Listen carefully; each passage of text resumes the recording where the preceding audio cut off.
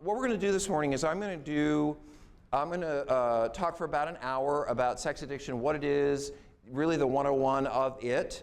And then we're going to talk a little bit about technology and how it's affecting sexual disorders. I'm writing Jennifer Schneider and Jennifer, you will love this, is probably 72 or something like that. She's written, I think, 18 books. She's a really good friend of mine. And she and I are writing a book on sex, how technology is affecting sex, intimacy, and relationships. Because I don't think there's anybody in this room who hasn't seen technology to the good or the bad, whether it's dating online or chat rooms or some of the stuff that I deal with. Technology is affecting people's intimacy, their relationships, and their sexuality. And I don't hear much conversation about that in the culture, so I'm very interested in that. In fact, I would say the juxtaposition of technology and sex, more or less, is really where my main interest lies these days. But with no further ado, let me talk about sex addiction. Now, let me just say one thing about me. I get accused of talking really quickly, and that's because I grew up in New York, and New Yorkers talk fast. Now, I don't live in New York anymore. I live in California, so I've had 25 years to slow myself down. But part of it is I just get so excited about wanting you to understand the work, and I have so much that I want you to hear. So I will do my best to give a little breathing room for the information and also let you ask a few questions. But why don't we get started?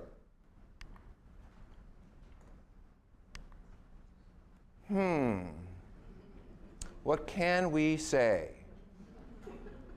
I used to roll this list out and talk over it. But the longer the list got, the harder it was to make a joke out of it for me. Because what I see is a bunch of men here who have tremendous gifts in various areas of their professions and a lot to give, but they were all brought down in one way or another by their sexual behavior. And one of the things that I do talk to the press about when they call me is they usually say about people like this, well, why would such a smart, attractive, interesting, well, except maybe for Larry Craig, but why would such a smart, attractive, interesting person do such a stupid thing? They've got a spouse, they've got lots of money, they have success. Like, why would someone like this do that? And the answer is that intellectual intelligence has nothing to do with your emotions very often. And our intellect is probably one of our greatest gifts, but let me tell you this, if you starve your emotions, they will win every time. And I use that word starve both to bring up Carolyn, who's going to be on later, a good friend of mine, but also, just think about it. If you didn't eat this morning and you didn't eat last night, and you didn't eat lunch yesterday, and you were sitting here trying to listen to me, it'd be very hard to focus. Your intellectual capacity would be impaired by your physical need to eat. And if you empty yourself out emotionally, as I believe many of the careers that these men have had does, but you don't replenish yourself with emotional nurturing and connection, you're going to act out. Your emotions are going to win every time. So I know that when a president of the United States who is an Oxford scholar is having sex with an intern in his office after being investigated and in the process of an investigation for sexual harassment, that's not an intellectual decision. That's an emotionally based decision. When a congressman from New York with an 8-month pregnant wife goes online on Twitter, tells me he doesn't know a lot about tech. When he goes on Twitter, younger people get that. Sorry. I have moved into the younger generation with tech, but which I'm going to shame you about later. But I don't think that Anthony Weiner was thinking very clearly when he went in the congressional gym and started texting his penis to people around the country. I mean, I don't think that was really... In fact, if I'd gone in his office a few weeks earlier and said, Congressman, how would you feel if we just took a few pictures of your penis and put them up online? I think he would have thrown me out with security guards, and yet he managed to do that all by himself, Let me say something about him. That was last summer's scandal, by the way. That was, the media loves a scandal. And I'm horror-stricken and very pained by what happened in Aurora last week. But on the other hand, I felt raped by the media at the same time, because I felt like I couldn't turn on the TV without hearing every detail over and over and over and over and over and over and over again, because there was finally a story that the media had to tell this summer. Well, last summer it was Anthony Weiner. And I jumped in there with the rest of you. I was like, what a sleazy so-and-so. Do you believe it? He had a wife, and he was a congressman, And I started, and then I remembered, oh yeah, I'm a clinician. And I work in sexual disorders. I kind of woke up in the middle of that week, somewhere after the president asked him to resign. And I thought, here's a man who's about to lose his marriage, his career. He's been publicly humiliated about as much as any man can be humiliated. And everyone in the world has seen his penis, which wasn't particularly impressive. So I meant the fact that it was on. I don't know what you people are thinking. But anyway, I would have killed myself. I would have killed myself. I mean, with that, I don't think my ego could have tolerated that. And I know that man stood in front of the mirror at some point during that 2-week period and said to himself, what was I thinking? Why did I do that? How could I have done that? What's wrong with me? And the thing is, I know why he did that. I know why all of these men, although I can't say that they're all sex addicts, because I haven't interviewed them, I haven't assessed them, I haven't met them, but I understand why it is that people make really poor decisions around sex or other addictive behaviors, potentially addictive behaviors, when they are not nourishing and replenishing their soul, if you will.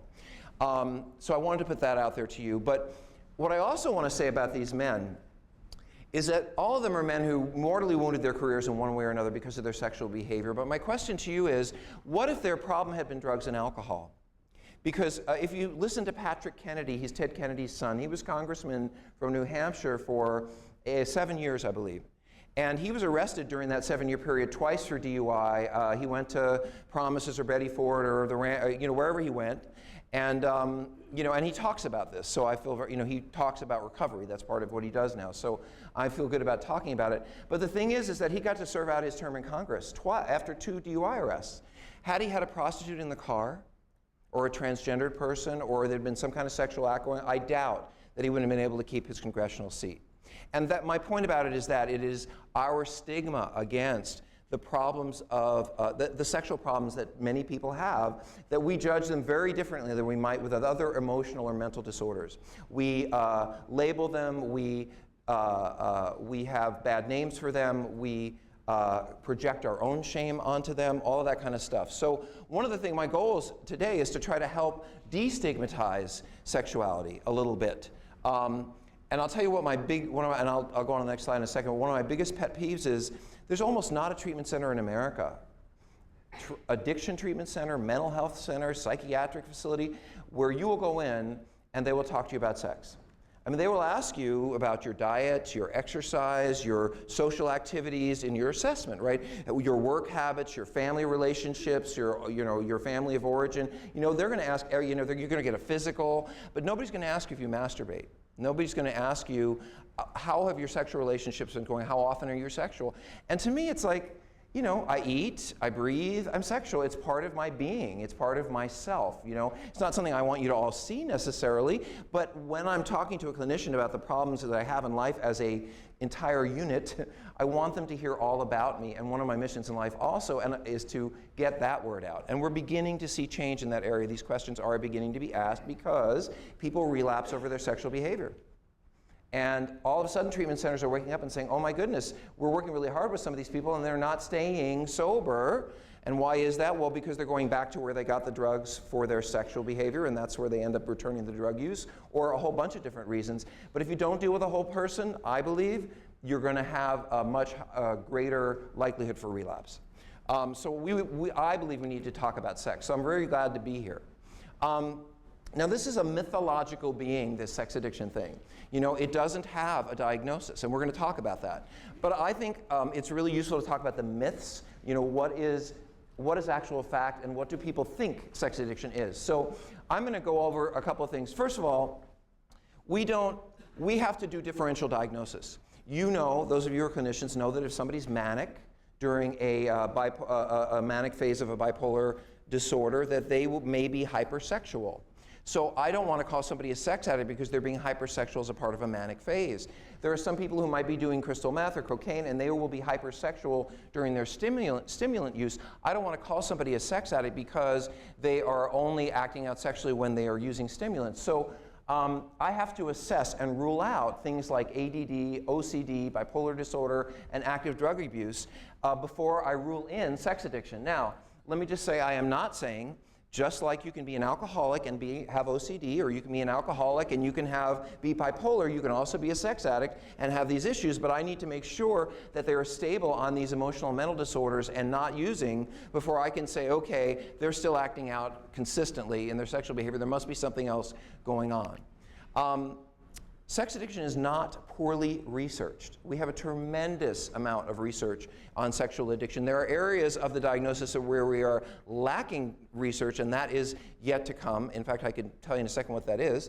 But there's more peer-reviewed research on this topic than there is for any of the fetishes, any of the paraphilias, almost any other sexual disorder that's in the current DSM.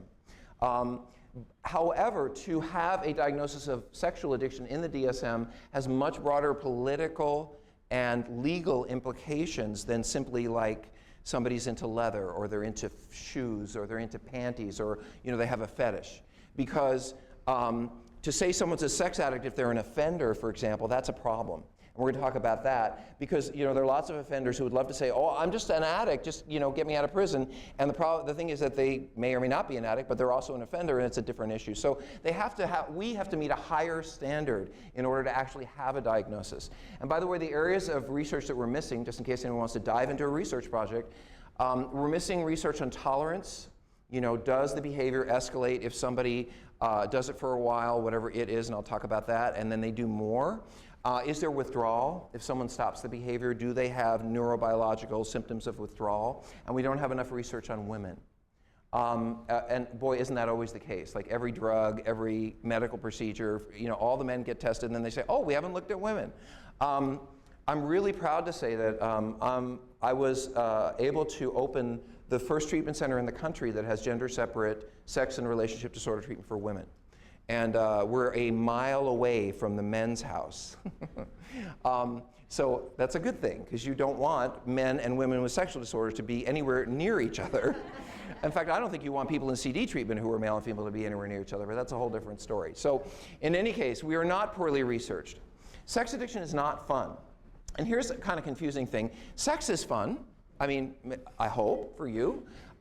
Recreational sex is fun, intimate sexuality is fun, those are fun things, but sex addiction is not fun. And I'll tell you, it's kind of like this, drinking can be fun, having a couple of cocktails for some people if they're non-alcoholic, even getting drunk on New Year's or your sister's wedding, great. Alcohol is a great social lubricant, and they even say that a little bit of alcohol at the end of the day might be good for us, but not if you're an alcoholic. Because if you're an alcoholic, you drink and then you don't stop drinking, and you drink in ways that destroy your life. So, most of the population, like 88% or something, or 90% has no problem, as far as we know, with alcohol, and they can enjoy it, and it's fun. But that other 8 to 10% or 12% or whatever that number is on alcoholics, which changes with every study, those people can't drink like other people. And if you're a sex addict, you can't have sex like everybody else does. If you know anybody who's been to meetings or is in 12-step recovery in AA, I love the newcomer who comes in the first 90 days, they're just, oh my God, this is so wonderful, I love being in, and I have hope, and there are people around me, and then somewhere around the 92nd day they go, but I can't drink, but I can't have a beer, somewhere they kind of wake up, and then they get angry, well, but everybody else gets to have a beer, and you mean I can't have a glass of champagne at New Year's? Of course, it's August, but they're already thinking ahead to New Year's because they're alcoholic, right? And that's where sex addicts come from. You mean I can't look at porn? You mean I can't see strippers? You mean I can't call that ex-girlfriend? You mean I can't just, and the answer is no, you can't. Other people may be able to, but you can't, and that's not coming from a place of being what they call sex negative. I'm not saying sex isn't a wonderful thing or a gift of God or a lot of fun, and I don't really have any particular prejudices about the kind of sex you have or who you have sex with, or as long as they are consensual. But the people that I work with end up destroying their lives because of their sexual behavior, much like some of the men you saw listed there. And so for them, sexual behavior is not recreational sexual behavior is not fun, because where they start out and where they end up are very different places. They often end up in places with sticky floors that smell bad, with people that they don't really like. They end up getting arrested, they end up losing their careers, they end up losing their marriages, their children, men and women. And they end up, returning to drug and alcohol use. These are not fun things. So sex fun, sex addiction, not so fun. I am not the morality police. It's not, and I'm a secular counselor, so I don't come from any particular place in terms of a religious background when I speak to my clients. Unless something is particularly important to them, and then I will be where they are. So as sex addiction therapists, we don't impose our moral views or our religious views on our clients. That's not our job. I don't call someone a sex addict because what they do sexually doesn't agree with my moral beliefs. And that's really important to say, because you may not like the fact that somebody likes to engage in a particular kind of sexual behavior, and it might make you very uncomfortable. That doesn't make them a sex addict. That may actually mean there's nothing wrong with them at all. So part of our work is to be cautious about our own feelings when people are telling us stories about their sexual behavior, and not jumping to conclusions because we're uncomfortable with what they might have to say. In order to follow that, I want to add these two things. I don't diagnose someone as a sex addict because they like women's shoes, or because they like to put on their wife's panties. I don't necessarily want to watch them do that, but and I will have someone come in and say, well, I can't stand the fact that I'm attracted to women's clothes. I like to wear women's clothes. I like to have sex with women, but I wear women's clothes. It makes me crazy, and and I just hate myself for it. And that's a fetish. That's a paraphilia. There are ways of treating that. There are ways of looking at it. It doesn't necessarily mean they're a sex addict. And it's the same with sexual orientation. I work with men who are married, who have sex on the down low once a year, twice a year with a guy, and then they say, oh my God, I hate myself for being interested in guys when I'm with my wife and I love my family, and so maybe I'm a sex addict because well, no, you have an orientation issue, maybe you have a trauma issue. I don't know what that issue is that is leading you to act in that way, but I'm not going to call you a sex addict because you don't like a behavior and you wish you weren't doing it, and it's a secret. So that's not how we identify sex addiction. So what I'm basically saying to you is that we don't identify it by what turns you on, and we don't identify it by who turns you on. Those are neither one of those things are how we say that's sex addiction. I will go on to tell you how we do identify it, but we don't identify it in that way. Any of you treat crystal meth addicts? A couple of you? Okay. This is a message from the crystal meth community through me to you. Because I've done some education and some work with those people. I've dealt with some very savvy crystal meth therapists and professionals, and what I can say to you is this, that it's really, really important to talk to those people about, if someone is a crystal meth addict or a cocaine addict who's acted out with stimulants and sex, it's really important to talk to those people about what kind of sex are they going to have sober. That's a really important question for them. Because if you don't, what happens is they long for that sexual intensity where they could be up on drugs for 3 days and up with Cialis or Viagra for 3 days, if you get my meaning. And they want to go back to that. And they want to go back to that sexual intensity they had when they were getting high. And the reality is that you can't have that without drugs. So if they're going to be sober on drugs, they have to get used to a sexual arousal pattern that doesn't involve the intensity they were experiencing when they were using. And that's very disappointing to a crystal meth or cocaine addict who fuse sex. So you have to talk to them about the grief that they're going to have about the loss of that sexual intensity that they loved, and what are they going to do sexually sober. Because a lot of times what they'll do is they'll go back to the places or the people where they were being sexual, because that was where it was really hot and exciting, and guess where the drugs are. And I'm not just talking about gay guys, by the way. I mean, gay men and crystal meth is a big issue, but let me tell you, I have a lot of heterosexual men in my practice or in our work who will go to motels and hotels with a bag of cocaine or a bag of crystal, and they lock themselves up in the hotel room and look at porn for 3 days, or they hire a bunch of prostitutes to hang out with them for a few days. It's really the same behavior. It's not exclusive to orientation. But if you treat crystal meth addicts, please talk to them about sex, and in particular, what kind of sex are they going to have when they're sober? Finally, I just want to say that And this is the biggest piece I'm going to say, and some of you are not going to get this. As many times as I say it, you will leave here and say, well, that was a very interesting talk about sexual offending. Or some will raise your hand and you'll say, what about those people who touch children? And I could give you a whole day on that material, and I would love to talk about sexual offenders. I think they're a very misunderstood population in terms, just because we see them all the same, that we paint them with the same brush, and they're all very different. But nevertheless, that's not what we're talking about today. So what I do want to do is define sexual offending for you. And the reason I'm defining it is because it's a legal term. You know, if you are in Arkansas and you have sex with someone at a certain age, that may be acceptable, but if I have sex with someone who's that same age in California, I'm going to go to jail. So what is offending in one state is not considered offending in another state. And if I went to Thailand, it would be a very different story about what was acceptable in that culture in terms of legality. So I prefer to look at I think it's more useful to look at what sexual offending is in terms of what is consensual. We define sexual offending as non-consensual sexual behavior.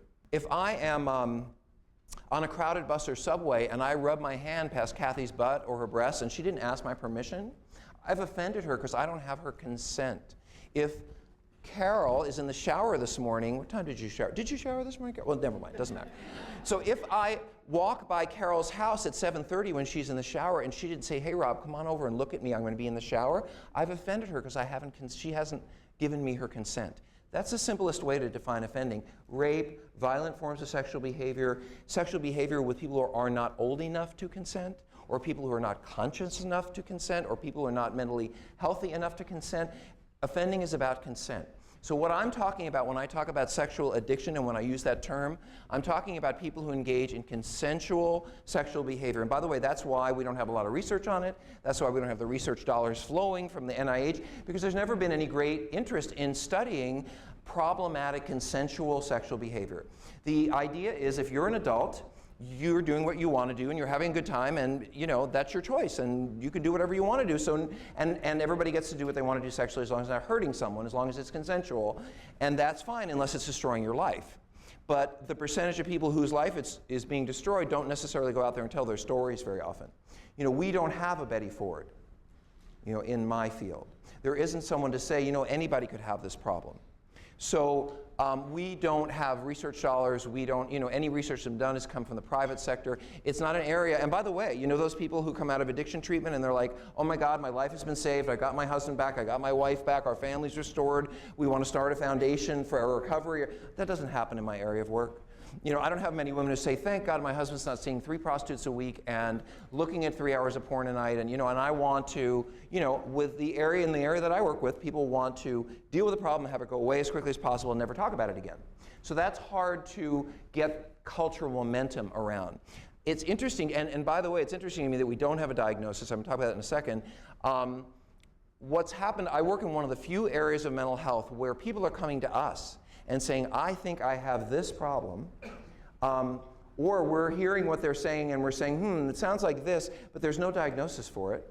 You know, it doesn't really, in other words, most diagnoses, what happens is the mental health community looks at a bunch of people, says, oh, look, they're all doing this, and let's call it that. And then when people come in, we say, oh, you must have that. But we actually have people coming to us saying, I think I have this problem with sex, and there is no diagnosis. It's a very different thing. So let's talk about the diagnosis. I think that's coming.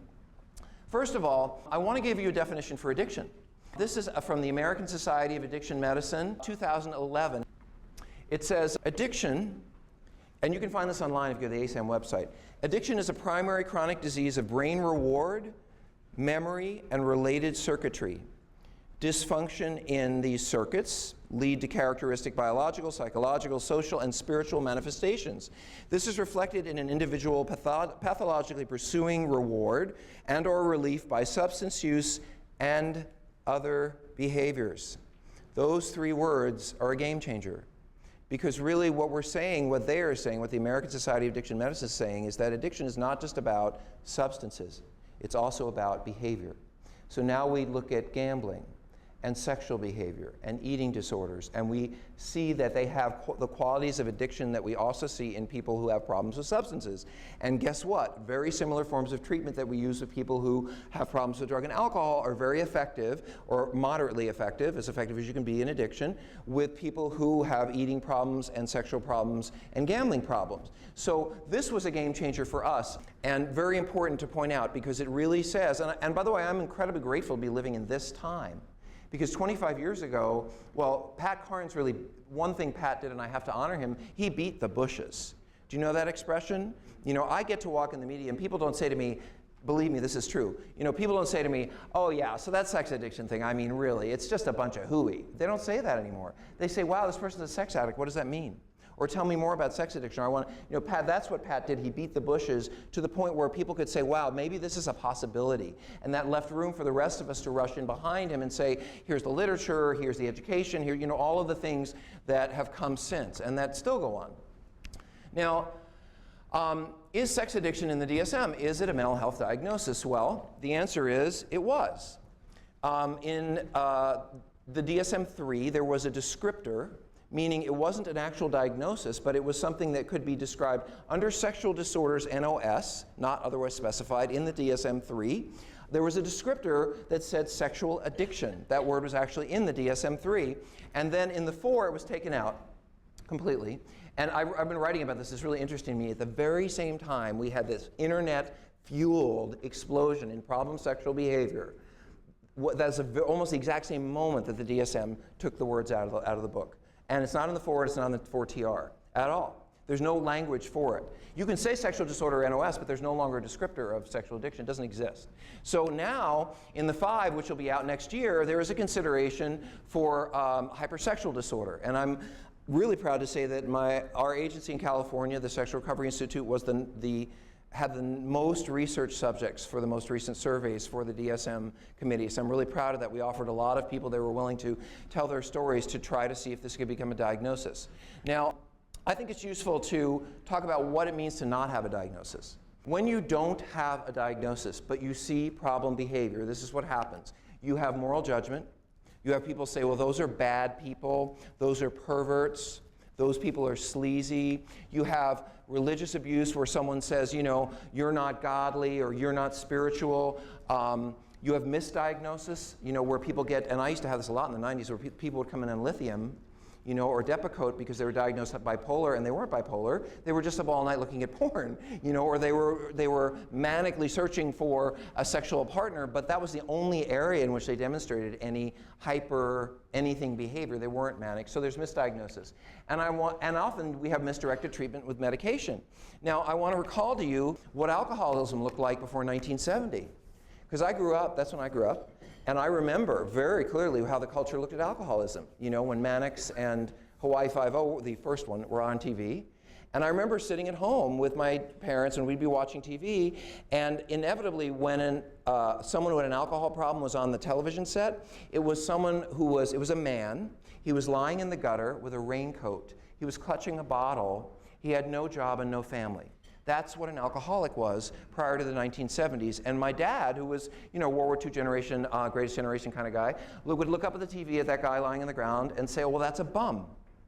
And that's how alcoholics were looked at until the 1970s, as they were bums. And so now we don't look at alcoholism that way anymore, and we don't portray it that way anymore, thanks to, really in great part, who? Gotta give the dibs at Betty Ford. You know, all of a sudden when she came out and said, I'm an alcoholic and I have a drug problem, then it could be your grandmother.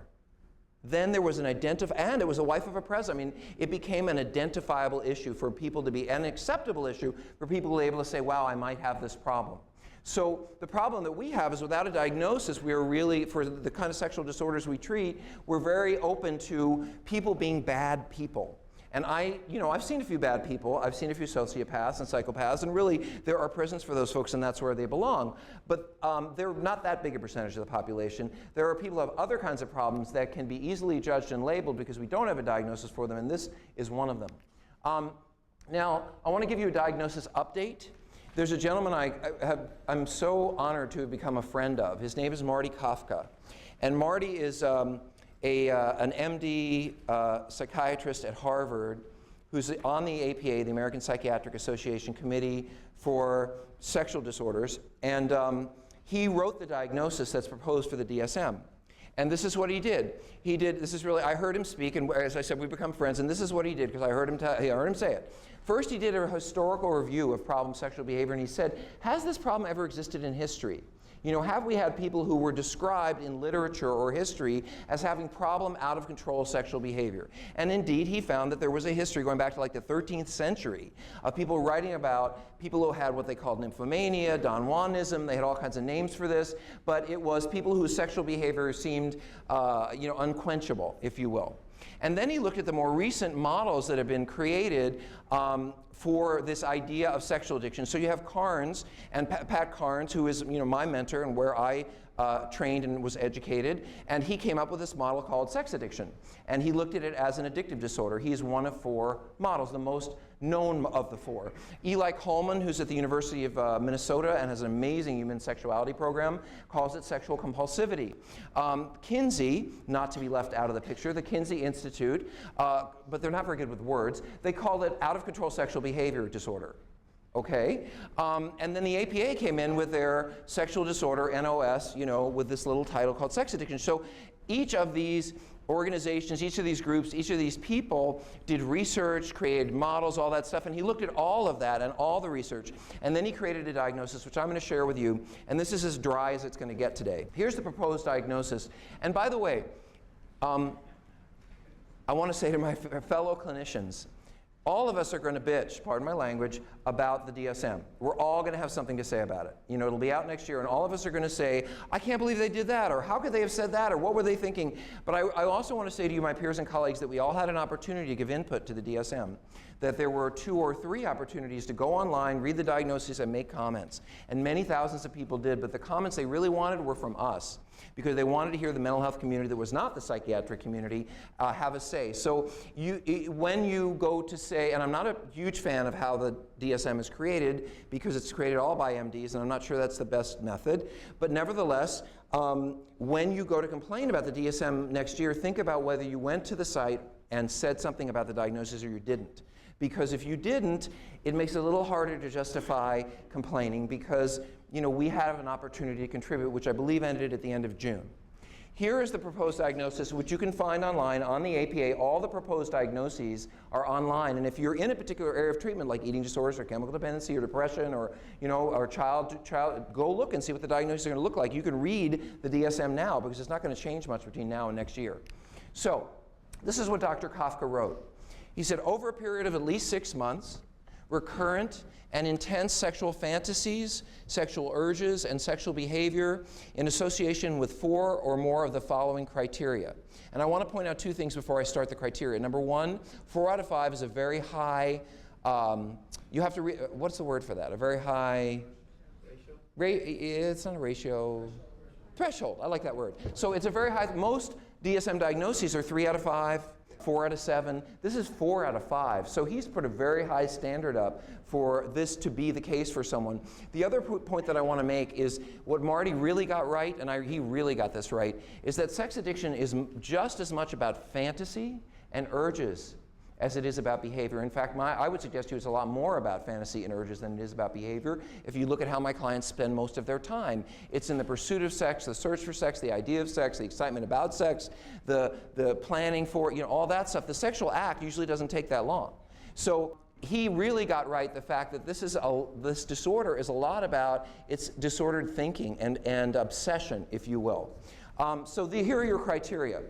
Excessive time is consumed by sexual fantasies and urges and planning for and engaging in sexual behavior. So time.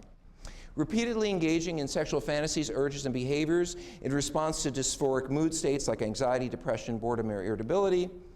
Repetitively engaging in sexual fantasies, urges, and behaviors in response to stressful life situations. Repetitive but unsuccessful efforts to control or significantly reduce these sexual fantasies, urges, and behavior, and repetitively engaging in sexual behavior while disregarding the risk for physical harm or emotional harm to self or others. Number 5 is many of the men I work with who all have sex with prostitutes and have sex with their spouse, and they're not having safe sex with the prostitutes, and they're not having sex with their spouses. So I see that all the time. A lot of guys will say, oh, well, oral sex, you don't need the protection for oral sex. I mean, you can't get anything. I mean, it's really not, that's not a problem, right? Well, yes, you can. You can get a whole bunch of diseases from oral sex, and you can pass them all on to your spouse, male or female. So this is what he said we need to have 4 out of 5 in order to have the disorder. And then he added the following. There has to be clinically significant personal distress or impairment in social, occupational, or other areas of functioning associated or related with the frequency and intensity of these fantasies, urges, and behaviors. So it's getting in the way of your life. It's causing distress. And he said these sexual fantasies, urges, and behavior are not due to direct physiological effects of exogenous substances like crystal meth or manic episodes. So he ruled that stuff out. So that's what the diagnosis looks like. Is it going to make the DSM? No. It will probably make the appendix if we're lucky.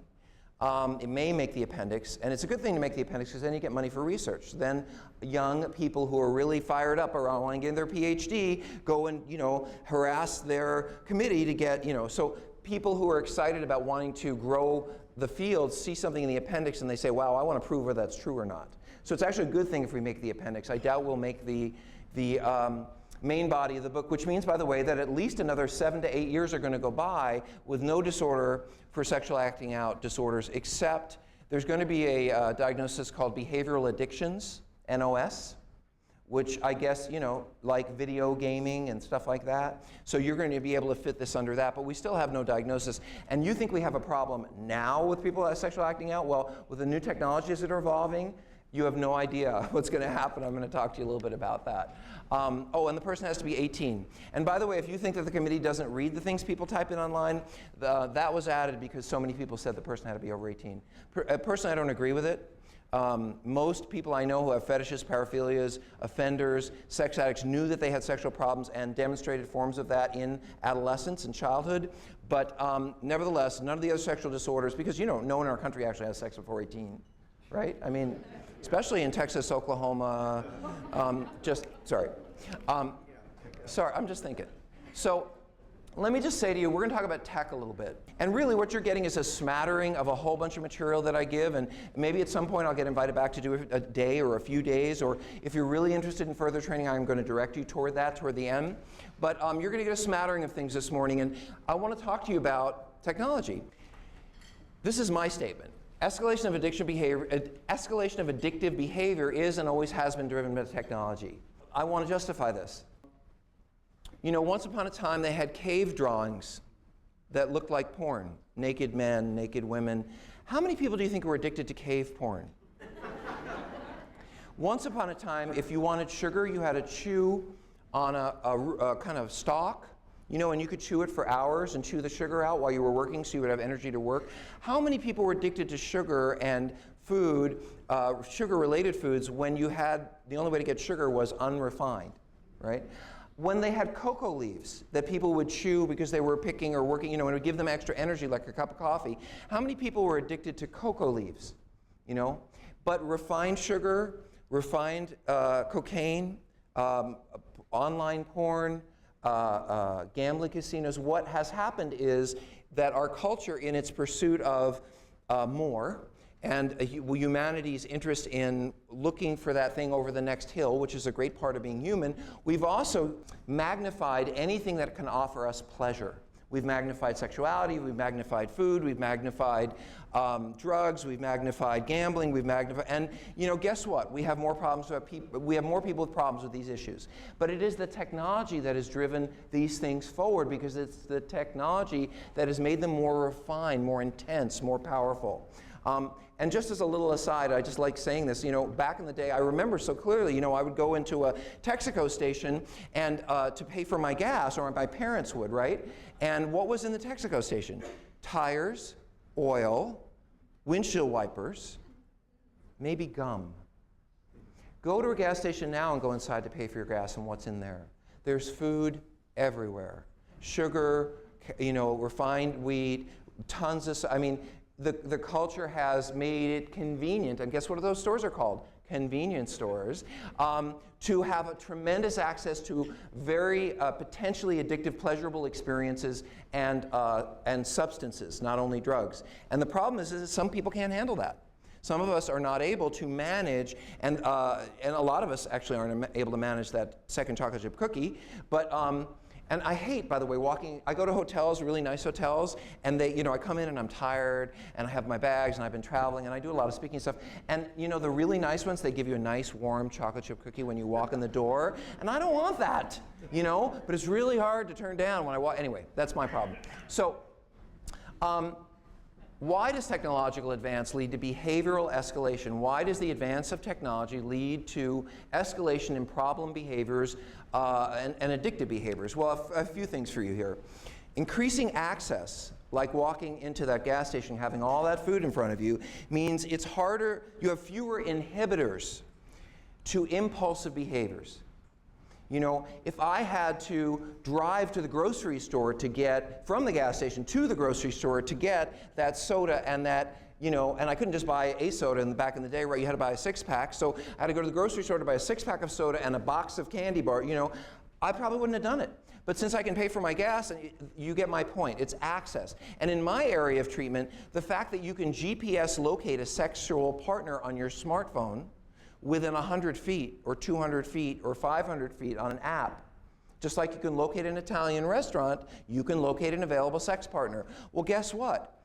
That means I don't have to risk, and I'll explain to those of you who don't understand how that works in a minute, that means I don't have to risk rejection. Who has to go to a bar?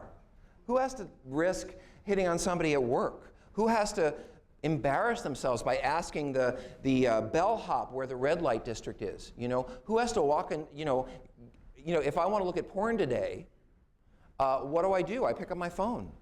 What did I do 20 years ago? I got in my car on the subway, I had to get dressed, I had to go down to that bad part of town, where they had the icky place with the sticky floor, and buy my porn, and it was expensive, and I hope nobody saw me there. And think of all the inhibitors that are in the way, all those precious moments that we pray for addicts, where they will say, maybe that's not something I want to do. Well, all that's gone. That's the problem, is that those moments where you might think, I don't know if I have time, or that might take, I don't know if I want to be seen there, or maybe I don't want to have that second helping, or that's all gone because it's all right in front of us. It's so easy, it's so available. And so there are fewer inhibitors which support more impulsivity, compulsivity, and addiction. It's just so easy to get, to find, to have, to use, whatever it is, and it's faster. Increasing, and in terms of sex in particular, increasing accessibility to sexual content and sexual experiences through phones, through pads, etc., means that sexually acting out is also easier to hide. By the way, those smartphones that can geolocate a sex partner within 100 feet, you can delete that program before you get home. So you can have, hooked up with your sex partner at lunch and through your app, and delete the app on the way home, and nobody knows when you get home that it even existed. We'll talk more about that. But computer browsers had a history. You could see where someone had been that day. Phones don't in the same way. So it's easier to hide the behavior. Those with pre-existing social and emotional deficits like shyness, avoidant personalities, people who feel unattractive or who have sensitivity to rejection, narcissism, etc., no longer need to evolve a social skill set in order to be sexual. I do not need to know how to date to have sex. All I need to do is know how to use my phone. So think about what it took. One of the great things about sex when I was younger was you actually, I didn't think about it then, but now I think about it, is that you had to develop your skill set if you wanted to go have sex. You had to ask somebody out. You had to talk to them. You had to put your arm on them and see how they respond. Maybe they liked it. Maybe they didn't. Maybe you came on too fast. Maybe you didn't read their, all of that social learning and interacting that got you to have the sex or got you to get the date or whatever it was, that's gone now. You don't need to do any of that. You can get dates on the computer. You can find sex on your phone. So again, there's a whole social skill set that's becoming less and less important. And anybody who received a thank you note in the last year from anybody knows how much things have changed. By the way, I've never gotten a thank you note in the last 20 years from anyone under the age of 50. I give my nephews, who are 6 and 8, and I give them, wonderful gifts, and I hear nothing back. And, in my day, that would have been horrible. But now I think it's like nobody even thinks about saying, anyway, things are changing. Finally, many sexual behaviors that are considered illegal or offending in the real world are not so online. You can do things online like exhibit yourself, for example, to a stranger. If I sat in the mall parking lot or in a college campus and I unzipped and I started masturbating, waiting for a girl to walk by so she could see my penis, I'd be arrested. But I can go online and I can masturbate for hours and be on all kinds of chat rooms and sites and flash myself to anybody who I can get to look, and that's not illegal. So there are, and that's interesting for offenders, because there are offenders, especially young ones, will go online for their offending. It won't even occur to them to go to what we used to consider to be standard venues for sexual acting out. So, there are we going. So what are sex addicts out there doing? Well, that much hasn't changed. They're using porn, with or without masturbation. And I say that's important because I will work with men and women who will look at porn for 2 or 3 hours and then turn off the computer, but they don't masturbate and they don't orgasm. So what is sex addiction about, for example, if orgasm and sex itself is not the goal? And that's part of what I want to talk about. They anonymously hook up with people they meet online. More and more people are anonymously hooking up online. They're going to adult bookstores and strip clubs. And I have to say something about Texas. No offense. No, it's not Texas. It's Tennessee. Yeah, Tennessee. No, it is Texas. I'm sorry. It's Texas. Sorry, you guys. But there are more adult bookstores on that drive between San Antonio and Austin than probably any other square footage in the country. I don't know what it is about the stretch of road. Maybe a lot of truckers are going down or whatever. But it's like XXX, XXX. Well, that's where my guys are. I mean, I should be papering the windows of those cars, you know? And what I would say to them, by the way, is what you just did bringing you what you want? Is what I would probably put on the car window with our website. I'm a good marketer, so I know how to do that stuff. But what's the deal with all those adult bookstores in the Bible Belt? I'm just saying, we don't have that many adult bookstores in California. Maybe because people have more sex. Anyway, I don't even want to think about why. Sex addicts are exchanging drugs for sex, favors for sex. We see this much more with women. A couple things about the women's program and things that I've noticed about women, because I spent about 12 or 15 years treating men specifically for sexual addiction, and then I started treating women with the help of a whole bunch of wonderful female clinicians who helped me learn how to best work with women, because I didn't know, because I'm not a woman, and men need to learn how to work with women, and the people they can best learn that from is women, in my experience. But in any case, I started looking at how the women were different in their sexual and relationship acting out than the men. And a few key differences showed up. One was that most of the men that I work with were able to get sober on drugs and alcohol and stay sober on drugs and alcohol, even though they may continue sexually acting out with prostitutes and affairs and all that stuff. But the women, almost to a 1, if they had a drug or an alcohol problem, they continually relapsed over relationships and sexuality. And I want to say to all of you who work with a woman who has repeated relapses but is really trying, you know, she's going to meetings, she's going to therapy, she's got a sponsor, but she keeps relapsing, that you might want to talk to her not so much about trauma, but what is her adult sexual behavior like, and how does she feel about being alone, and how does she tolerate loneliness, and how many men or women does she have on a string? What I say often to the women in the women's program is, if you had to get a guy or a gal to say I love you within 48 hours, how many do you think you could get to do that? And many of the women would say, oh, at least 3. You know, because they've got a whole bunch of men on a string, because they never want to be caught without somebody in their net, because it's terrifying for them, you know, a borderline trait, and I'm not going to say that that's their issue, but it is a trait for some of these women. They can't tolerate their aloneness. So they're constantly acting out sexually, and a lot of times the people who are acting out sexually with are using, or they're using to tolerate the feelings that they feel about themselves because of their sexual behavior, etc. And by the way, I'll give you one example for me of this. There was a woman that I work with in our women's program at the ranch. Absolutely true, by the way. All my stories are true. Sometimes I can't believe them, but they're true. This is a woman who was in her mid-30s. She'd been through 3 very major treatment centers in this country, all national names, for drug and alcohol addiction. She had a tremendous sexual trauma history. She could not get sober. She kept relapsing on drugs and alcohol. She'd been kicked out of one of the 3 treatment centers because she had hooked up with a van driver for sex. And she got to us, and she was not very happy because we have gender-separate treatment. She said, well, where are the guys? I said, they're nowhere to be found. She was not happy about that. Because what we realized is that throughout her prior treatments, she would get obsessed with some guy in treatment, and she would just, you know, the stare, where you're just like your heart is pounding and that person's across a crowded room, and it's like West Side Story and the music swells and you kind of float toward each other. By the way, don't marry that person. I'm just telling you, years of therapy lie ahead of you as a couple.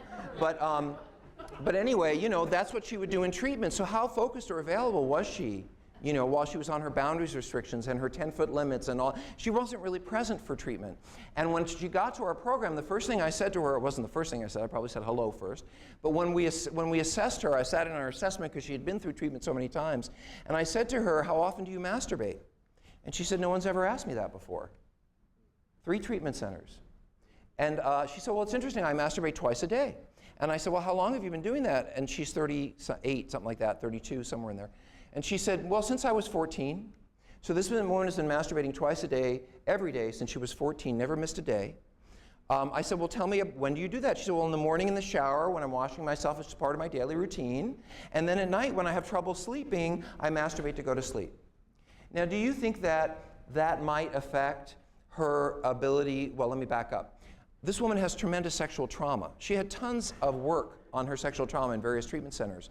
But guess what happened? The minute she got out of the group, she'd run into the restroom and masturbate. So the anxiety, the fear, basically she found a way to have control over the emotions that she wasn't able to tolerate, and she used sexual arousal as a means of control over it. It wasn't until we made her sign a no masturbation contract, that she really started to move in treatment, plus there weren't any men around. And this woman has been sober now for, I don't know, 2 years, something like that. So I really attribute that to the willingness to ask difficult questions and talk about subjects that we're not comfortable about. And it seems to me that clinicians are much more comfortable talking about sexual trauma than someone being a victim than they are talking about someone's adult sexual life and adult sexual experience. But if we're looking for functional clients, back in the 80s, and some of you remember this, early 90s, we were all about trauma. Trauma, trauma, trauma. Let's look at trauma, talk about trauma. And people would go into treatment centers and we would thoroughly go through their trauma, we give them all kinds of exercises and stuff, and then that's all we would do with them, and they would leave and they'd be worse than when they got there. I don't know if you remember that. So the treatment world learned, now we learned we have to look at that stuff, work through this stuff, and we have to keep an equal eye on functionality and life skills and the ability to go out in the world and be whole, and how do you do that and all that. Much more of a focus on that now. That means looking at adult life and what people are doing in their lives today, not just looking at the past, and also in terms of their relationship with sexual behavior, which I really encourage more conversations about. People are going to prostitutes, my sex addicts go to prostitutes, which, by the way, prostitution used to be illegal in this country. Forget it. Forget it. I mean, do you know how many apps you can find prostitutes on? Like, there's no reason. There aren't any street prostitutes anymore. If there are very few of them. Because, you can find prostitutes on Craigslist, you can find prostitutes on websites for prostitutes, you can find prostitutes on apps. What would be the reason to risk arrest by going downtown to some red light district and picking somebody up? That doesn't make sense. So prostitution is basically illegal in this country now because there's no way they could possibly arrest all the people who are hooking up for sex through the internet. Sex addicts are always cruising, they're intriguing, they're objectifying, they're working it. If I was an active sex addict today, I'd be looking for the person, with the cleavage or the tight pants or and I'd be thinking, oh, I wonder if I could get their card. So it would always be running in the back of my head, just like a drug addict. Drug addict goes to a party and he doesn't have any drugs on him, and what is he going to do? He's going to say, hi, how are you? Nice to meet you. What are you doing here? Who do you know? Do you know the host? Do you like to party? Oh, okay, fine. And then he's going to move down the line until he finds a person who says, oh, I've got some drugs, let's go out back. Because that's the obsession of the person who wants to use. It's not necessarily on their face, but it's running back there all the time. And for sex addicts, it's always about who can I flirt with, whose card can I get, who can I go up to my room with and come back down by lunchtime, that's always, whether it happens or not, there's a preoccupation and an obsession with the idea of it. Sex addicts push boundaries, they view no as a challenge, they have multiple affairs, they engage in anonymous infidelities, they use smartphones, as I was talking about, to hook up, and they use apps, they sext, they abuse social networks, they have virtual sexuality, which we're going to talk about, they cross professional boundaries, doctors, clergy, therapists, chiropractors, massage therapists, trainers at the gym. How many people in power positions take advantage of that power by being sexual with their clients, attorneys. They live a double life where they compartmentalize, like any addict, they compartmentalize that part of the life and they live their double life. One of the things I love about working with sex addicts, by the way, which is different than those of you who work with drug addicts and alcoholics, is that my clients aren't pickled when they enter treatment. You know, their brains are very clear. They're hyper aware. They've been living a double life. They've been living 2 lives, you know, so they're really present from the moment they get there in their intellectually, the rest of them, but intellectually they're present, you know, so I don't have to wait 2 weeks for their brain to clear from their alcohol-induced, drug-induced. For the most part, they come in, you know, with a lot of sobriety. So that makes it a lot easier to work with them. So now I want to explain to you how it is that sex can be an addiction, because I think this is a very good jumping off place. Now, I have to give you a story. So way back when, I used to work with cocaine addicts. And I worked with a guy who was a binge cocaine user, and he would use on Thursdays, he would use on Fridays. He would get paid on Fridays. So on Thursday night, he'd be thinking, ooh, you know what, I get paid tomorrow. Maybe I could get some really good drugs. And wow, you know, I better call my dealer. So he'd call the dealer, and the dealer would say, oh man, I've got some great drugs for you. You got to come by tomorrow. You know, it's going to be awesome, you know. And so he would spend half the night in fantasy about how exciting it was going to be to go there and use, and then he'd go to work in the morning, and he'd say to his boss, oh, I'm just, you know, I'm not feeling good. I need to get that check, get out of here, man. I don't want to get sick. And so he'd get his check, and on the way to the bank, he'd call his girlfriend and say, I'm not going to be home tonight. My boss is going to keep me really late. So in typical addict fashion, you know, he would clear the time, and he would drive down to the dealer's house, cash in hand, on the way to use cocaine, and all he would be thinking about is how hot it was going to be when he got there. And there were going to be women there, and maybe he was going to have sex, and you know what, the dealer might give him some for free, and maybe there'd be other drugs, and he was thinking about what happened last time he was there, and then what's going to happen next, you know. So he gets there, and he knocks on the dealer's door, and the dealer opens the door, and he can smell the drugs. People are getting high. There's women there. He thinks maybe I'm going to get laid, and the dealer says, man, you know, I like you so much. I'm going to give you some dope, and you don't even need to pay for it. So he sits the guy down on a couch, and he puts a pipe in his hand, and he lights it, and the guy inhales. And that's what? Friday afternoon. So at what point in the scenario that I've described from Thursday afternoon to Friday afternoon is this man high? At what point is his thinking impaired? At what point is he making poor decisions for himself? At what point is he in an arousal state that's different than his day-to-day? At what point? Oh, come on now. Really? But he hasn't put any drugs into his system. So this is the dilemma of the of Western culture with addiction, is that we have gotten to the point, and this includes most of the psychiatrists out there, unfortunately, we're working on that. It makes sense that you could get addicted to nicotine or some drug that your body begins to acclimate to and become comfortable with, and then when you start to remove yourself from the use of that drug, you crave it, you go into withdrawal symptoms, all that kind of stuff. So there is an understanding, I think, both in the clinical community and our culture of what drug addiction is and alcoholism, because you can see it, you can slam it, you can snort it, you can drink it, that makes sense. But how could you be addicted to a behavior? How could you be addicted to gambling? Or how could you be addicted to sexual behavior? You haven't put anything into your body. You haven't had anything to drink or use that would alter your neurochemistry. And yet, what I would say to you is if you were in the car with that guy driving downtown to the dealer's house, you know, or if I was in the car, what would his hands feel like? They'd be clammy, and his heart would be beating faster, and his pupils would be dilated, and his hearing would be more acute, and he'd be breathing more shallowly. And in addition to that, his intellectual functioning, and this is the most important part, would be reduced. So he is in a different state of consciousness than, well, let me ask you this. When do you, those of you who treat addicts, the cocaine addict I talked about, when do you think would be the best time to try to get him to not use in that scenario I talked about from Thursday night to Friday? Wednesday, thank you very much. And I would agree with you, that's a very good addiction therapist, because you know that we got to teach this guy, and we don't teach him, now just remember, be careful, Thursday night's difficult for you, because that doesn't work. You know, just say no, sorry, doesn't work. So, but what does work is you say to him, on Wednesday afternoon, as a therapist, I want you to call me, I want you to tell me what your plans are for Friday night, for Saturday morning, for Saturday afternoon. I want to know who you're going to spend time with, what you're going to be doing. I want it all scheduled. So in other words, you anticipate the problem, basic relapse prevention, and you know, even though he may be dying to go to the dealer's house, he's got plans with his sponsor, he's got a meeting to go to, you know, all that stuff. So, you are anticipating that when he gets into, the closer he gets to that desired object, the drugs, the less able he's going to be able to make good decisions for himself. And that's how we think about relapse prevention treatment for drug addicts and alcoholics. So when I think about sex addiction, I think about the guy who is driving around the block in the red light district for 3 hours looking for the right prostitute, or the person who's looking at porn for a couple of hours, or the person who is on Facebook, poking people and talking to people and looking for people and, and all of that stuff, I think of things like increased heart rate, pupils dilated, hearing more acute, shallow breathing, sweating, and perspiration, a feeling of rush or intensity or excitement about what I'm going to go do now, and most of all, reduced intellectual functioning, and that is the key piece to the whole 9 yards. Now, do you have any natural disasters here in Dallas? I need to ask that, because I give this lecture in California, it's easy to say we have earthquakes. So do you guys have any natural hurricanes or tornadoes? Tornadoes, great, tornadoes, groovy. So I hope you don't have one, but let's say, just for the sake of saying it, that we had a window in this room, and you saw that there were big thunderstorms, and you heard the building shake, and it was raining, and all of a sudden the sky turned to green, and all the lights went out, and there was a big alarm that went off. My guess is you wouldn't be thinking, God, how long is this guy going to talk, and am I going to get a break soon because I have to go to the bathroom? Or, probably you'd be thinking one thing and one thing only. Save my, or, where are my kids? Are they going to be okay? Or something, everything else would go out of your head. It's fight or flight, right?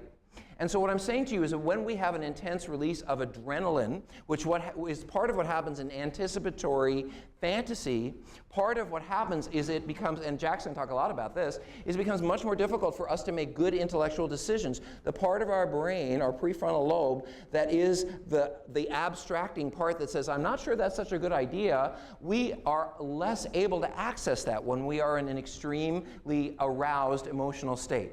And just like that person who is standing on and you know where this comes from, right? And by the way, I have to say this word, evolution. Okay, I've said it. Now, I don't have any problem saying that on one coast or another, but when I'm in the middle of the country, I have to be careful about saying that word, but I'm going to say the word evolution.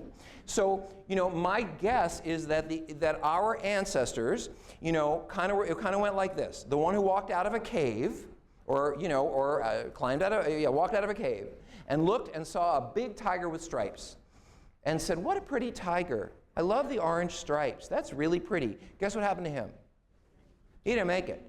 Now, the guy who walked out of the cave saw the tiger, and the next thing he knew, he was up a tree. But he never knew he could climb a tree. He doesn't even remember how he got up there. Those are our ancestors. It's those of us who were able to shut down our thinking brains, be in the crisis or in a moment of extreme arousal, and just take the action because our decision making is coming from a much more primitive part of our brainstem. So what initiates this rush of neurochemistry is fantasy. As just like the drug addict who's thinking, I can't wait to use, I can't wait to get high, I can't wait to get to that house, he has euphoric recall, what it was like last time I was there. He has anticipatory fantasy, what it's going to be like later after I'm high. He's everywhere but present, and his heart is pounding and his pupils are dying. He's in that state of hyperarousal, but there's a little bit of an addition to that because he's not only has adrenaline release, he also has dopamine release. Dopamine release gives us pleasure. That gives what that feeling is when you have cultivated a rose bush from being this big at Home Depot to now it's flowering in your garden and glistening with little roses, and you walk over and they smell beautiful and you feel like, wow, that's lovely, I did that. That's dopamine. Now, if you go snort a gram of cocaine, you're going to feel like, oh my God, that's great. That's a lot of dopamine, okay? It's the same drug, it's just a different, same hormone, it's just a different amount of release. So the guy that I'm working with, or woman who's thinking about the hot sexual experience they have, and they're going to hook up, and the person is going to be so great, and they're not thinking about their wife or their husband, they're not thinking about the things, their kids or where they should be. All they're thinking about, it's tunnel vision. I can't wait to get there and do that thing. And maybe somewhere in the back of their head, they might hear, well, my therapist said, or my sponsor said, or my spouse said, but that's all like way in the background because what they're really focused on is I cannot wait to get to that experience, and everything else becomes unimportant. And it is because of the neurochemistry. And if you look at it this way, you understand that process addictions are very much the same as drug addiction, in the sense that the people that I work with spend a lot of time planning, looking for, searching, hunting. And why do drug addicts not just say, oh, well, this is bad for me, I shouldn't be doing it, and stop? It's because when they go into this state of arousal and fantasy about using, and they start to rhapsodize, is that a word? They start to get excited about their using days, and that's why we don't tell war stories in meetings, because we don't want to trigger people, all that stuff. Because once that ball starts rolling downhill, it's harder and harder to stop. And so when I look at sex addiction, I think about people who spend a lot of time in this state of intense arousal, and I don't mean genital arousal, I mean emotional arousal. Because if sex addiction were really about sex, I don't know about you, well, I don't want to know about you as a matter of fact, but most of us could probably have a sexual experience with the right stimulation in 10 minutes, maybe 15, to orgasm. If we had a lot of the amount of time and we had the right stimulation, but the people I work with will spend a week obsessing, thinking about, planning, going here, getting this, doing, and why is it? Well, because, do you have any arts papers here in Dallas? Like, I have the LA Weekly, the Village Voices in New York. Do you have any of those, like, papers, kind of liberal? They show you the movies, but they also show you the opera. And do you have one of those? Thank you for nodding. There's the only Democrat in the room? That's the only political thing I'm going to say all day. What is the paper called? The Voice? The Observer. Okay, and what's in the back of the Observer? Classifieds. And what's in those classifieds? Massage and escort ads, okay? So this is what my clients do, My clients, I'll say to a client, like, you don't get to have the Observer at your house anymore. And let's say, what do you mean, where am I going to get my movie reviews?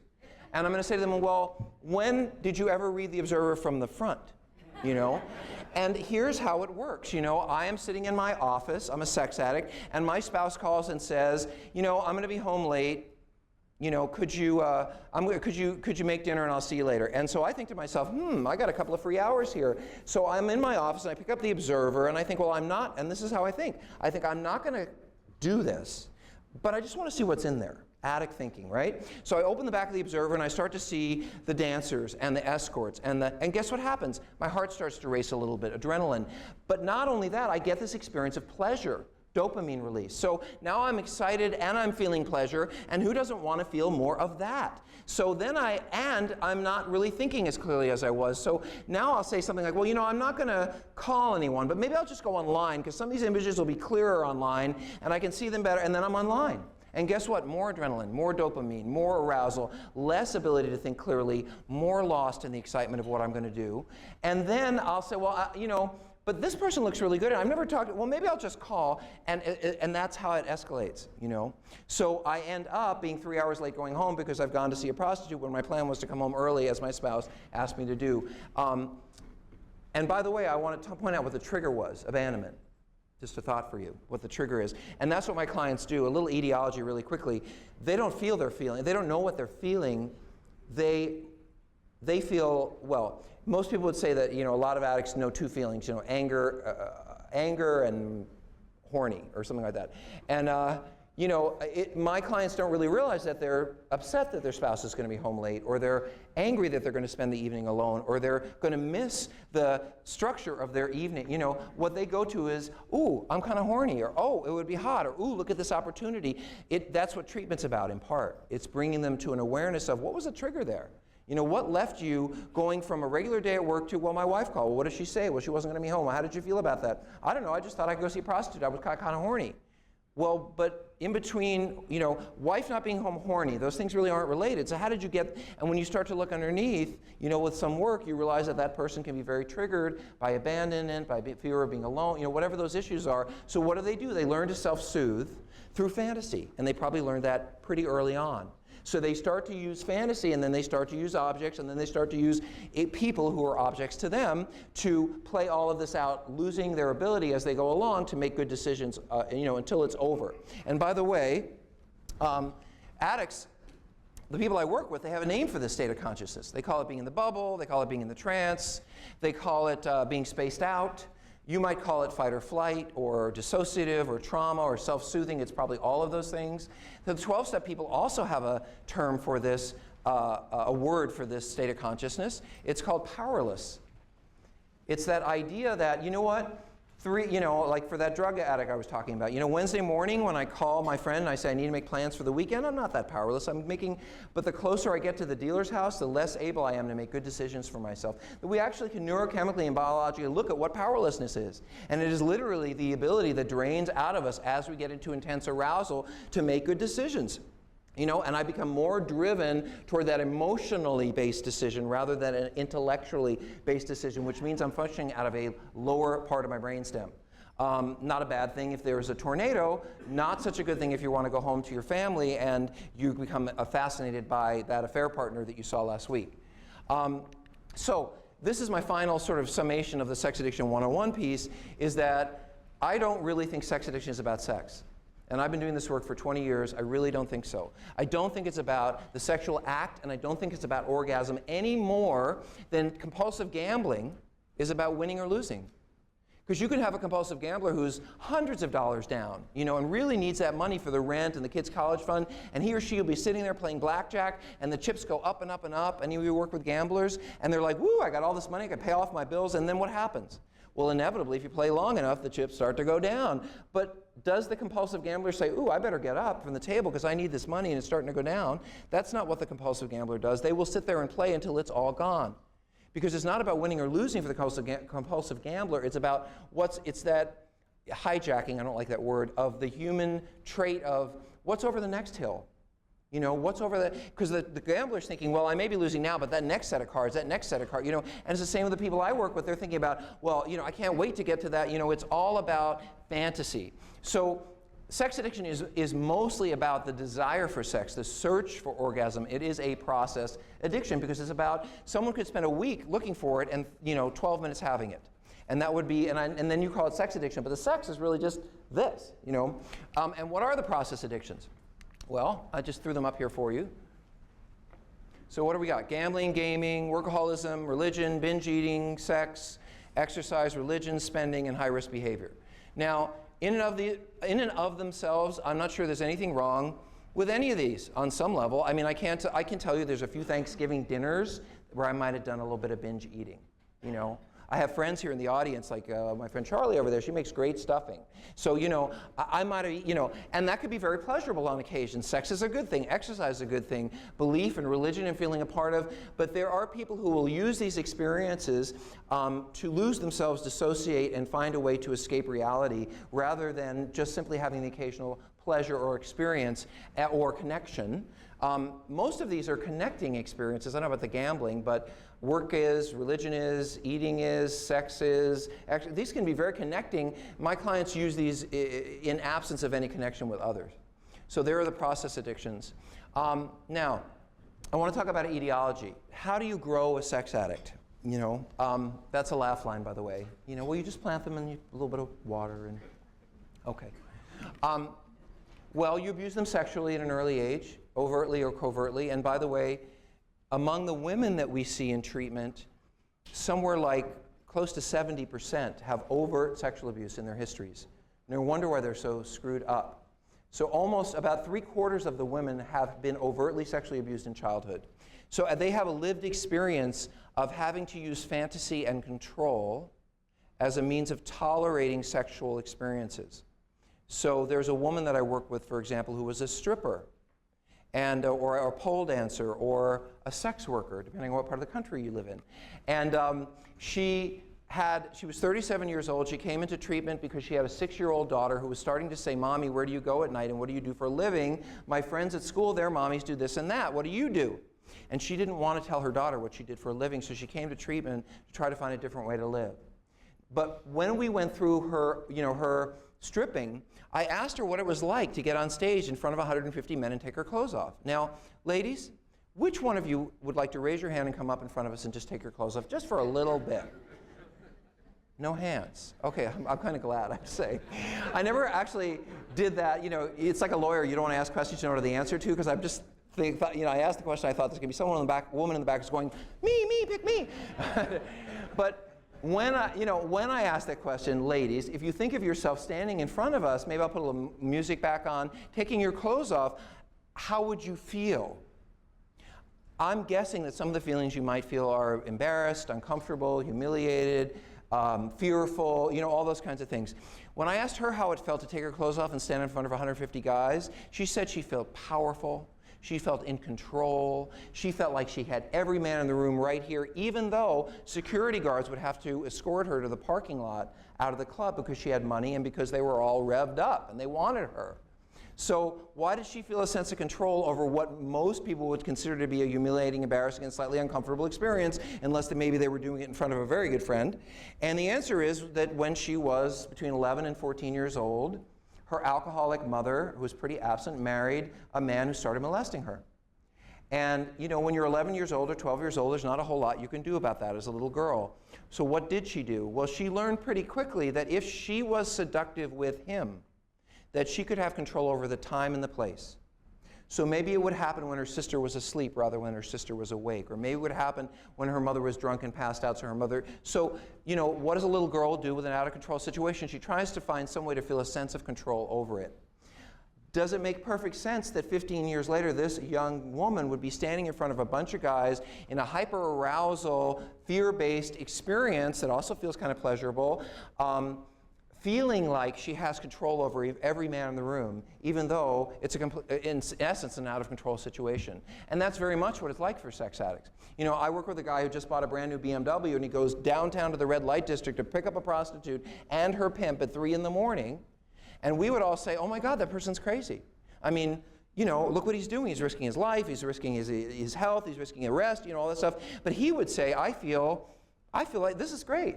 This is hot. This is, you know, because he has learned that through the arousal and through the excitement, he doesn't have to worry about there's no fear-based. Now, ask him to go home and talk to his spouse intimately about what he's dealing with in his life and what he's going through. And, you know, that's very frightening to him. And I think that's a good example of the challenge that my clients deal with. If you think about, if I said to you that sex addiction is symptomatic of something, what it's symptomatic of is an intimacy disorder. What it's symptomatic of is an attachment disorder. What it's symptomatic of is really the inability to make use of intimate human relationships for healing and self-soothing, which, by the way, is, I think, a challenge many addicts have. You know, they'd rather eat dirt than ask for help.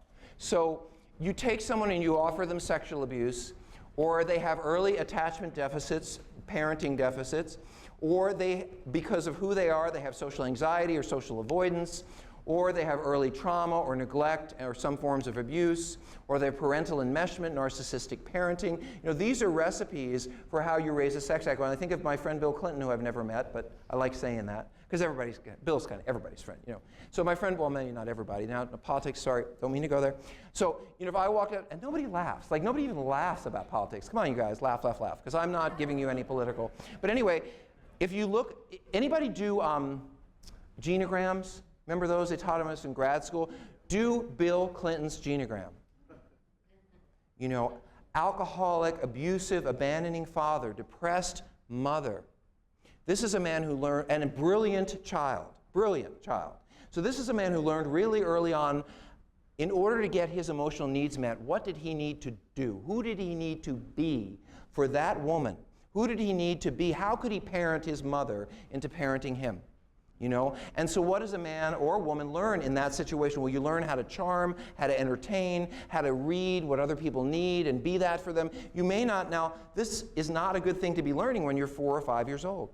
You know, the goal, the kids have a job. Does everybody know what a kid's job is? It's one thing and one thing only. I love this expression. What is a child's job? It's to play. That's a child's job. And our job is to keep them safe and to attend to them and to attend to their play and engage. And anything that keeps a child from play and fantasy is interfering with their growth, in essence. And so when you have a child who is not consistently validated, supported, nurtured, and attended to for what's in here, but instead has to make that happen by creating a set of circumstances where the parent will attend to them and they will get their needs met, that's a child who's a survivor, not a child who's playing. And that is most of the men I work with. They learn very early on, what is it going to take to get these people? Well, Tiger Woods is a good example. You know, here's a kid who would have done anything for his dad's approval, and the only time he got approval was when he was performing. You know, no wonder why he learned to be such a good performer, but is so empty inside, you know, and he talks about that. So, narcissistic parenting, where the needs of the parent come first, is what I see mostly in the men. You know, I don't know if you ladies are aware of this, but our egos, especially when we're younger, they're not as strong as yours. And we will lose ourselves in order to get our emotional needs met from a parent, but that is an attachment deficit that we carry throughout life. Sometimes people will say to me, you know, Rob, you're a pretty good therapist, you know, and I am a reasonably good clinician. You know, when did you first start studying clinical psychotherapy? And I say, I was about 3, you know, because I have had a bipolar mother who was psychotic, who every 18 months went to the psych hospital. And in the 60s, you know, and 70s, when mom would run down the street naked or go after grandma with knives, you know, because she was psychotic, that was not your norm. And guess what? Nobody talked about it. So, in fact, I don't think I learned my mother was mentally ill until I was 15. Although I lived with it my whole life, nobody ever talked about why mom went away every 18 months. But what I learned really early on, what's the message in my house? Make sure mom doesn't get upset. Don't upset mom. Well, you can't do that if you're a kid. You're gonna be upset about things. Things are gonna happen. And so, in like fashion, I'll give you another example. I have a client who had a very depressed mother, endogenously depressed, and he would wake up in the morning and his mom would be in bed, and he'd come home at night and she'd still be there. No one to make him breakfast, no one to make him he had to figure it out for himself. So this client, absolutely true, at 6 and 7 years old, would tell me that he would go to school and he would go in the mirror in the elementary school bathroom and he would practice smiling. He would practice smiling because he knew that if he came up with just the right smile, he could get his mom to wake up. And that is the healthy narcissism of a young child who believes that they're the center of the universe and everything revolves around them as it should. Unfortunately, the unsuccessful resolution of early narcissism is shame, by the way. I don't have time to go into that. The successful resolution of early narcissism is self-esteem. Bad things can go bad, but I'm okay. Things can go good, and I'm okay. The unsuccessful resolution is lack of self-worth, self-esteem, problems with attachment, all that kind of stuff. So what I'm saying to you is that all of these things keep individuals from learning how to utilize basic intimacy, socialization, support to meet healthy dependency needs. That's really the problem, is that my clients would rather engage in an intensity-based experience than an intimacy-based experience. Now, why would you rather go to a prostitute than an intimate partner? Well, I'll tell you what, a prostitute's not going to reject you. A prostitute's always going to have time for you. A prostitute's never going to make you feel bad about your body or yourself because that's their job. And so looking at porn, having intense affairs, engaging in multiple prostitution experiences, or even in more primitive ways, simply getting off to porn or to anonymous sexual experiences, all of that meet on some level a need to feel wanted, desired, important, special, all the things that we all want to feel, that we all need. But my clients either learn to or never learn to be able to turn to friends and people they love and depend on them to get their emotional needs met. And this isn't that hard to understand, If I'm having a really good day and I go to you and say, oh my God, this is a great thing happened to me, I'm hopeful that you're going to say to me, wow, good for you. And that makes me feel better. I could sit alone with my joy, but if I share it with you and you get excited and you mirror it back to me, if I say the boss is a witch, I can't stand her, knowing that that's a really bad thing to do because I'm probably going to come back to me. But if I say to you or a coworker, God, our boss, I really can't stand her, well, that's a stupid thing to do, but I'm doing it because I want you to say to me, you're right, she really is a witch, I can't stand her either, and that makes me feel better. There's something about sharing the outcome of our emotions, what underlies our emotions, and sharing our emotions in intimate relationships, independent relationships, that makes us feel better. And most of the people that I work with don't want to do that. They don't know how to do that. They don't even know what they're feeling most of the time. So what they do know is they're really horny, and it's really hot to go do this and this and this, and they keep doing it and keep doing it and doing it, and they feel terrible about themselves. And by the way, that also doesn't allow them to get what they really need anyway. And I'll give you an example of this. I had a client who described the following situation. I love this story. It so well exemplifies it. This was a gentleman with children at home, and his wife said, God, these wives, they never come home. His wife said, I'm going to take a yoga class tonight, and I'm going to be out late. Do you mind coming home early and taking care of the kids and make sure they get fed? And so he thought, I can get laid and come home, this is where, So he left work early, telling his boss that his wife asked him to come home, and he went and saw a prostitute or went to a massage parlor, whatever he did, and then he came home and, took a shower. His kids came home from school, and he took care of the kids and spent time with the kids and home with the kids. So when his wife came home, there he is, playing with the kids have been fed, he's entertaining them, they're having this relational experience, and his wife comes home and she just beams, and she says, honey, I am so proud of you, I love you so much, I love watching you with the kids, you're such a good father. And what do you think he does with that in his head? Feel free to call something out. Well, he turns it around. Why? Because he knows where he's been that day. And he knows what he did that day. So in his head, and narcissism is a big part of the kinds of injuries that I deal with, he says, well, it's nice that she says that she loves me and that I'm so great with the kids, but if she knew where I was this morning, she wouldn't be saying those things to me. So the love that's available to him in his intimate relationships, he can't take in because of his adult behavior, and he has set it up, and it was set up long ago, that he doesn't trust or isn't able to never learned how to allow it in growing up. And so he turns to intensity-based experiences, which, by the way, are like eating potato chips when you're hungry. You know, they will, for the moment, make you feel better.